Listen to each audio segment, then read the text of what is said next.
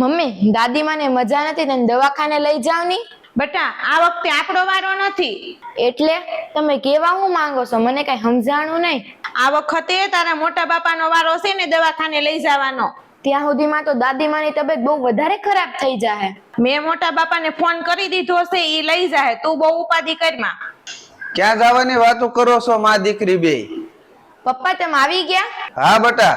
પપ્પા દાદીની તબિયત બહુ ખરાબ છે, એને દવાખાને લઈ જવા પડે એમ છે. હું વાત કરશો બેટા? અને તું ફોન લઈને હું બેઠી છો? બાને કેમ દવાખાને નો લઈ ગઈ? એ બહુ રાયડું નાખો માં.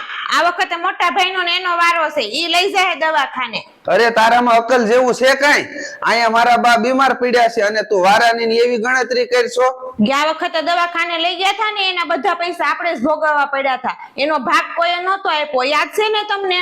તો હું થઈ ગયું ભોગવવા પડ્યા? તો ઈ કોક નથી, ઈ મારી માં છે. જેમ ઈ તમારા માં છે એમ તમારા ભાઈઓના માં નથી? એની ફરજ નથી પડતી એને દવાખાને લઈ જવાની? અત્યારે તો લોકો પારકા માણસોની સેવા કરવા જાય છે દવાખાને, અને આ તો મારી માં છે. એ તો જાવ હાલવા માંડો. દરવાજો જો ખુલ્લો જ છે. બધા પૈસા વેડફી નાખજો, ઘરમાં કઈ વધવા નહીં દેતા. જે માની લીધે મેં આ દુનિયા જોઈ, નાનપણથી લઈને અત્યાર લગી જે માએ મારું ધ્યાન રાખ્યું, અને હવે હું એને ગટપણમાં દવાખાને નો લઈ જાવ ને તો ધિક્કાર છે મને મારી ઉપર.